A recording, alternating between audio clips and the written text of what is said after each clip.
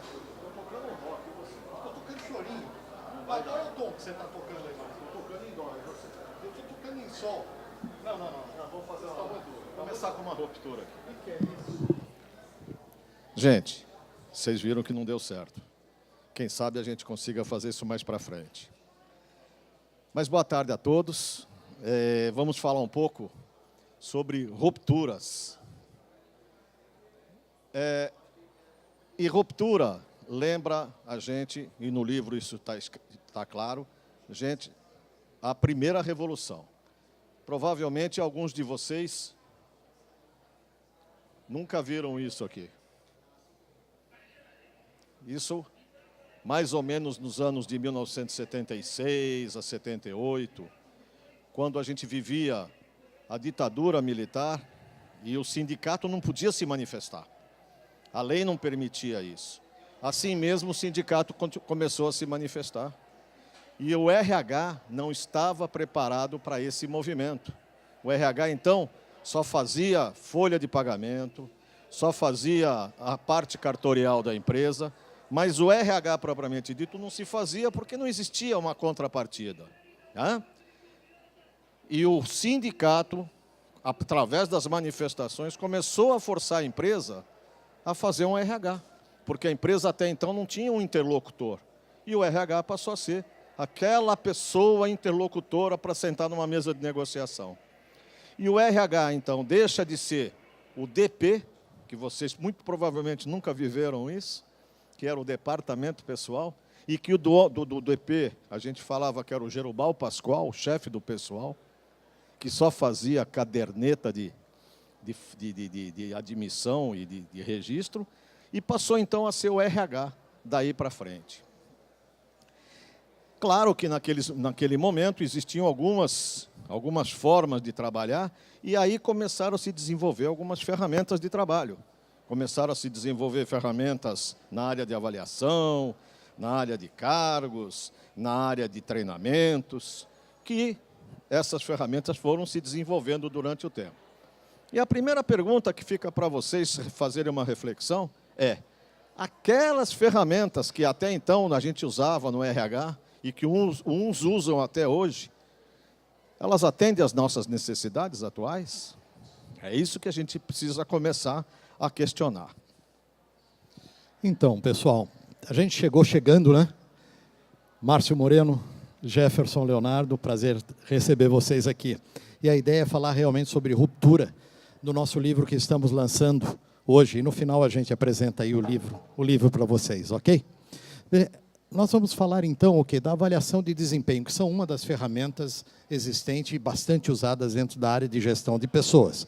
Mas, gente, anual, quer dizer que nós vamos ficar avaliando o desempenho do que aconteceu lá para trás. Será que é o caminho, com a velocidade que nós temos hoje, da mudança, da transmutação que nós temos nos dias de hoje? Essa mudança pode ser bastante interessante, não é, Márcio? Vamos colocar aqui? Ok. Não, Márcio, passou. Isso, ok.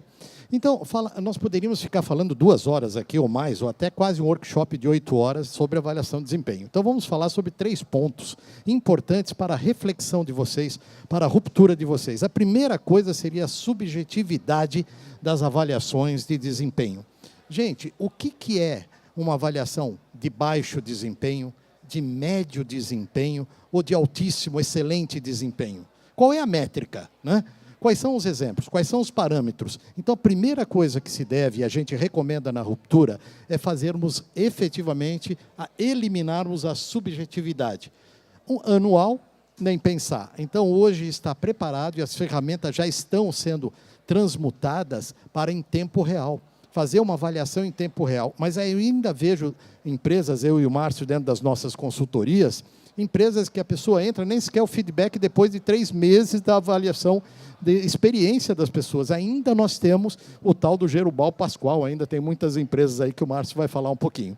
E, por último, seria simplificar e flexibilizar essa avaliação. Então, não tem como. Hoje, a gestão da simplicidade é muito importante para o sucesso de qualquer profissional, para o sucesso de qualquer ferramenta e qualquer gestão de pessoas que venhamos a obter. Segunda ferramenta aqui, o mapeamento organizacional, né? Ou ambiência, também é bonito, né? Falar ambiência é bonito, né? Gostoso, né? Então, eu acho muito chique, né? Ambiência. Também anual. Será que esse é o caminho? Né? Não é esse caminho, né, Márcio? Também falando para vocês sobre 3 pontos básicos. Poderíamos fazer um workshop aqui, mas não é a nossa ideia. Primeira coisa aqui, como é que nós vamos convencer o nosso diretor, o nosso superintendente, o CEO, de que, efetivamente, a avaliação de ambiência é uma ferramenta estratégica. Ainda nós temos uma série de líderes dentro das organizações e gestores que não acreditam, fazem isso por fazer. Vamos fazendo, porque tem que fazer, já comprou a ferramenta mesmo, a área de gestão de pessoas faz, depois eu vejo isso. Não é mais o caminho. Então, efetivamente, o mapeamento organizacional, ele deve e tem que ser uma ferramenta estratégica dentro das outras empresas. A outra coisa que não se mede tanto no mapeamento estratégico e esse clima de ambiência é o engajamento. Como é que medir? De novo, as métricas, né? Como é que eu vou medir efetivamente o engajamento, o comprometimento, o envolvimento das pessoas? Então, esse é um ponto da avaliação da ambiência que deve ser muito bem pontuado, com métricas muito claras. E, por último, a instantaneidade. Seria bacana, né? Eu já implantei dentro de algumas organizações avaliações semanais. Olha só que bacana. Numa área de vendas, numa loja, por exemplo, uma rede de lojas, onde as vendedoras são avaliadas semanalmente. Então, isso é bacana porque dá tempo de corrigir antes de fechar o mês e melhorar efetivamente o quê? O resultado, que é o mais importante, que é a permanência do nosso trabalho, do nosso emprego e assim por diante. Então, a instantaneidade é algo fundamental. Este é o caminho, é um caminho sem volta, e é assim que as ferramentas devem ser construídas, ok? Ainda falando de ferramentas, nos idos dos anos de 70, a Ford foi a primeira empresa a trazer um método de avaliação de cargos e salários por pontos, conforme era feito nos Estados Unidos. Lamento dizer para vocês, mas eu acompanhei isso, porque eu já trabalhava em RH naquela época. Gostaria de não, mas isso aconteceu. E o plano de pontos passou a ser uma febre em tudo quanto era empresa. Toda empresa queria fazer a sua avaliação por pontos. Então, imaginem, pegar uma empresa com 1.000 empregados, desses 1.000 empregados a gente tinha pelo menos uns 200 cargos diferentes, e começava a se fazer descrição desses cargos. Quando a gente chegava no último, o primeiro já precisava ser refeito, porque mudou tudo. E depois disso, quando efetivamente se conseguia a conquista de fechar todos os cargos, a gente ia para o mercado para saber como é que era a nossa estrutura em relação à estrutura do mercado. E aí, na nossa estrutura interna, dizia que um gerente comercial devia ganhar R$10.000 a valores de hoje, e a gente, então, começava a procurar esse gerente e não achava nunca, porque o mercado determinava que esse valor era muito maior. 15, 13, essa é minha irmã. 15, 13, e a gente não tinha como mexer na nossa estrutura salarial, porque aquele manual de pontos dizia que a gente tinha que pagar R$10.000. E a gente começou a sentir, nós, gestores de pessoas, que aquele manual de avaliação por pontos era alguma coisa que precisaria ser revista, precisaria ser refletida, precisaria ser repensada. Não que a gente esteja dizendo para vocês que estruturas de empresariais devem ser abandonadas, não, mas elas têm que ser repensadas, porque quem determina salários é o mercado. E o mercado muito mais importante do que qualquer plano de avaliação por pontos. E aí as empresas começaram a entender que aqueles planos de avaliação de cargos e salários por pontos, que até então as empresas tinham muito orgulho de dizer que tinham conseguido essa conquista, já eram matérias a serem revisadas. Então, aqui vai uma mensagem para quem trabalha com gestão de pessoas, que revejam as suas estruturas, que não engessem as suas empresas por causa da sua estrutura, que determina que o salário deva ser pago de uma forma ou de outra. Mercado é o determinante. O mercado já disse para nós, Olha, o gerente comercial é o cargo mais importante da empresa. De repente, isso é cíclico, isso é sazonal, o gerente comercial deixa de ser importante, passa a ser importante o gerente de operações. E aí o gerente de operações deixa de ser importante, passa a ser o financeiro. E existem razões para isso. Por que o gerente de operações é importante? Porque a empresa precisa produzir quando finanças deixa de ser a coisa não tão importante, porque o mercado, a ciranda financeira está em baixa. Quando está em baixa, se eu não produzir, a minha fábrica não funciona.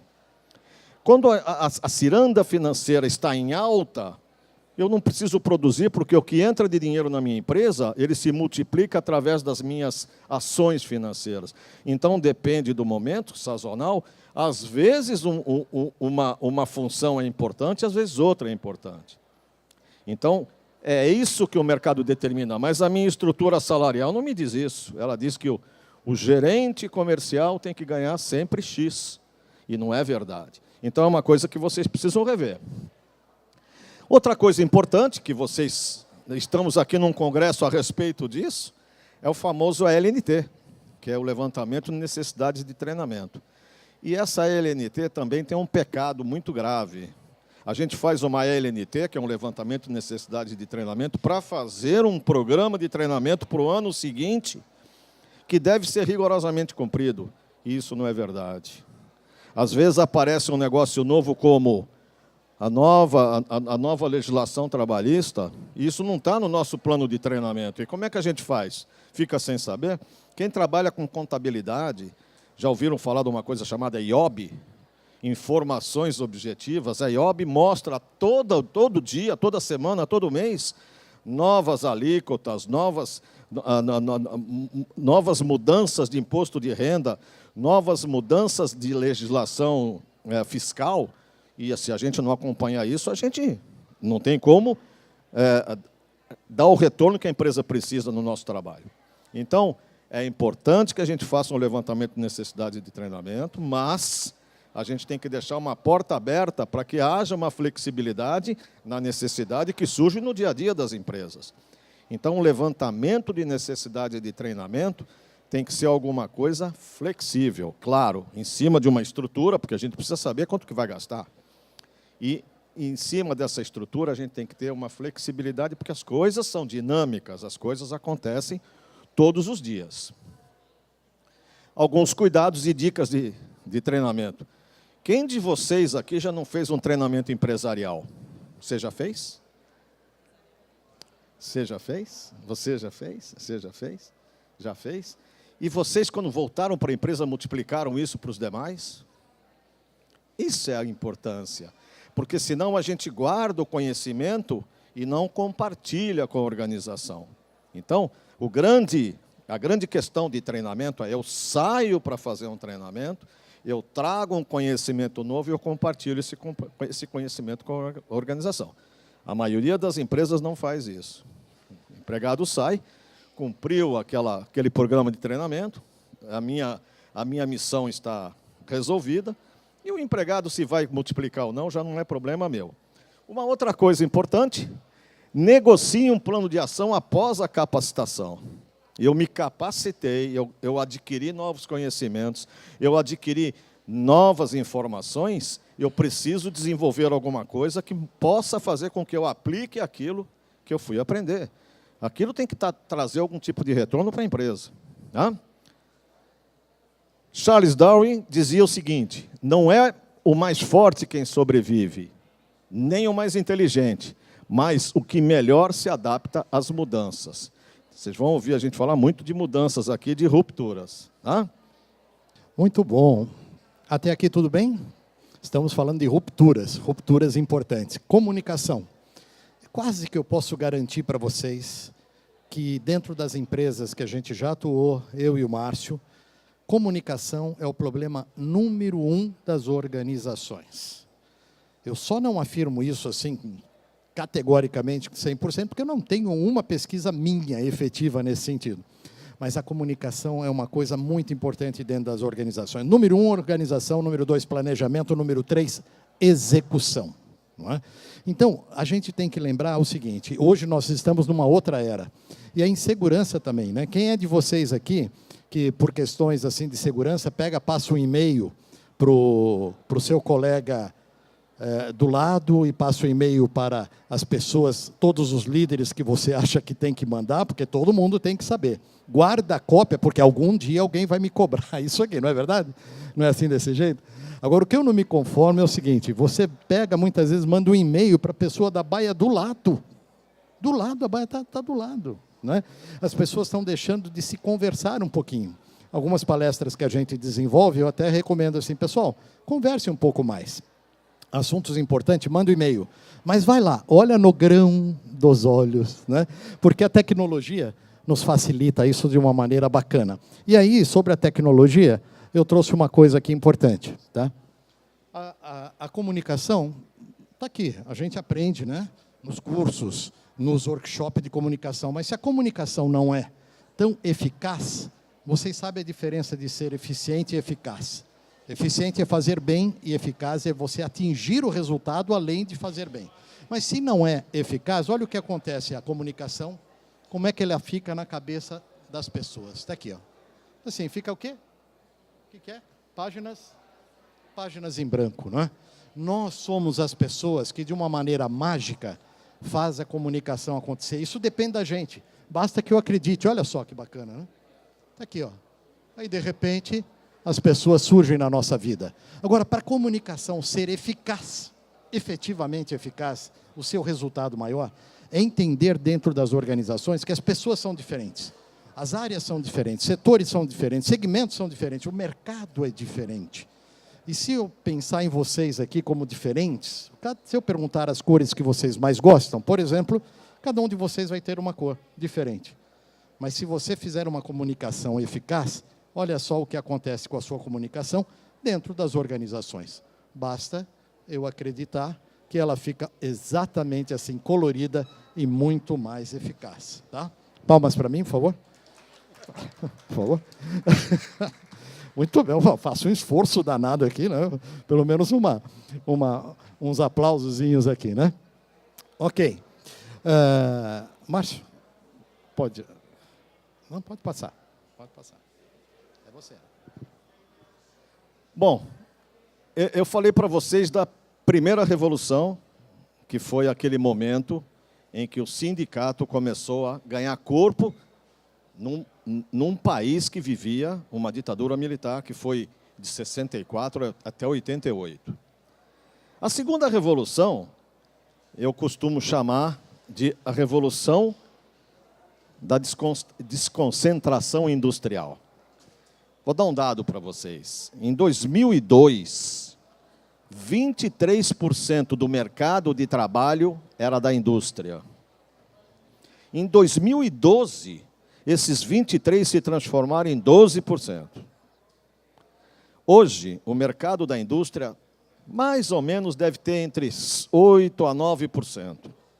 E aí fica uma pergunta, onde foi parar essa mão de obra? Desapareceu? Perdeu o emprego? Não necessariamente. Esta mão de obra foi para um outro segmento ou para outros segmentos, principalmente segmento de serviços. Saiu da indústria. E a indústria, ela começou a ter problemas? Também não. A indústria começou a mudar o seu perfil, que antes era um perfil muito voltado para a mão de obra, para a manufatura, e ela foi para um perfil, que nós temos um professor de tecnologia aqui, para um perfil tecnológico, a robotização, tecnologia. Então, a indústria continua faturando. Para vocês terem ideia, existe uma fábrica na Alemanha de um brinquedo que vocês já ouviram falar, chamado Lego, que é uma das fábricas que tem o maior faturamento, que ela tem 12 pessoas. Acreditem, porque não há a interferência da mão de uma pessoa neste processo. A matéria-prima entra de um lado e sai pronta do outro. Isso nos assusta. Como é que será o país, como é que será o mundo daqui aos próximos 10, 15, 20, 50 anos? Eu, com certeza, não vou estar aqui para testemunhar. mais vai ser complicado. Bom, se isso é verdade, se eu falei para vocês que o RH saiu da indústria e foi para serviços, a minha pergunta para vocês, RH continua importante? O que você acha? Continua importante? Se continua importante, como é que se faz RH numa lanchonete? Como é que se faz RH num restaurante? Como é que se faz RH numa academia de ginástica? Aquela pessoa que antes trabalhou na indústria, que era um mecânico de manutenção de uma indústria, hoje é um mecânico numa padaria para consertar máquinas, fornos e outras coisas, ele deixou de ser uma pessoa diferente? Antes ele tinha um tipo de tratamento, hoje ele tem outro? Porque o RH não acordou ainda para essa mudança. Nós não estamos mais na época da industrialização, nós estamos numa outra época onde as coisas têm que ser repensadas. Onde o RH continua existindo, precisa, é necessário, mas uma lanchonete, vamos concordar, não tem dinheiro para montar uma estrutura de RH. Fica caro isso. Mas a pessoa continua necessitando. E como fazer isso? Então, existem algumas propostas. E aqui, de novo, a gente está fazendo rupturas. De novo, a gente está fazendo desafios. Como é que ficam os governos, as leis? A nova lei trabalhista, ela se aplica só à indústria ou ela se aplica a tudo? Não é? Tecnologia disponível, inteligência artificial. Eu até queria que você falasse um pouquinho sobre tecnologia e inteligência artificial. Isso aqui o pessoal já conhece bastante, né? Essa evolução tecnológica que nós temos que acompanhar. A gestão de pessoas, as organizações. Então, essa tecnologia, quer dizer, hoje você pega uma área jurídica, já está se falando que os advogados, né, a inteligência artificial vão ser muito mais eficaz numa análise de leis, jurisprudências, né, robotização, são milhares de empregos que vão sumir, mas aparecerão outros. Isso daí realmente é uma coisa constante e nós vamos ter que nos adaptarmos com isso. É uma ruptura forte e enorme, né? A gente veja hoje o uso dos celulares que a gente tem na palma da mão. Então, isso poderíamos falar bastante sobre isso. E o próximo item, que é a nova geração, que esse é o grande desafio. Essa geração diferente de hoje, gente, é outra cabeça, é outro mindset. Nós temos que acompanhar, e o gestor, principalmente, seja ele de recurso humano, gestão de pessoas, ou seja, qualquer líder, ele vai ter que saber adaptar essa nova geração com as gerações anteriores. E esse está sendo o maior desafio da área de gestão de pessoas. Então, nós temos que acompanhar. Então, são novas organizações, esse processo que nós temos na área de gestão de pessoas, onde deve ser efetivamente o protagonista. Ainda eu escuto, e o Márcio, há mais de 20 anos, assim, o RH tem que ser um setor, uma área estratégica dentro das organizações, tem que sentar à mesa do planejamento estratégico, tem que estar do lado do presidente, mas ainda muita falácia, são poucas as organizações que estão efetivamente fazendo este processo. E são as pessoas que fazem as coisas acontecer. Então, nós não podemos. E aí tem a premissa máxima aqui, que a gente trouxe o Batman e o Robin, que é muito simples, né? A palavra da mudança, né? Com uma coisinha bem no meio, que é bem essa mensagem que a gente quer dar aqui. Então, essa coisinha que nós vamos colocar, muda ou dança. A mensagem de ruptura é muito simples, muito básica, essencial, mas é por aí. Então, nós temos que realmente estar preparados para todo o processo de mudança. E, mais do que isso, rupturas, que é a palavra realmente que a gente está desenvolvendo, ok?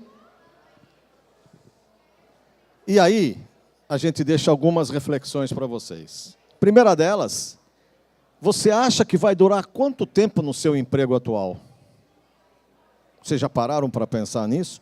Com toda essa mudança, com toda essa alteração estrutural, será que daqui a 10 anos os empregos vão ser do mesmo jeitinho que são hoje? Uma outra coisa que vocês... Você quer viver hoje como você vivia há 10 anos atrás?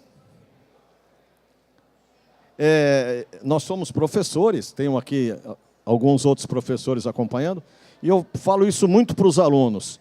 Projetem o seu próximo ano, os seus próximos 5 anos e os seus próximos 10 anos. Guarda esse papelzinho E mais para frente, abra para ver se você conseguiu chegar naquilo que você se projetou. Mas projete. Temos que nos reinventar diariamente para continuar nesse jogo chamado vida. Se a gente não fizer isso, a gente não vai ter vez. Eu estou cansado de ouvir depoimentos de pessoas que dizem: puxa, eu pensei que estava tão preparado, fui para um processo de seleção, e a hora que eu comecei a conversar com a pessoa do lado, a pessoa tinha 2 faculdades, falava 2 línguas, e eu falei: estou fora. Porque hoje em dia a concorrência é muito difícil, e por salários que não são tão compensadores quanto salários mais antigos. Tá? Então, gente, olha só que coisa interessante. Vamos em frente. Não porque atrás vem gente, mas porque já tem muita gente na nossa frente. Tá? Então, é uma coisa para a gente parar para pensar. E aí, a gente quer convidar vocês agora. Vocês viram que no começo da nossa palestra, nós começamos a tocar e não deu nada certo. Ele tocava uma coisa, eu tocava outra, num tom diferente.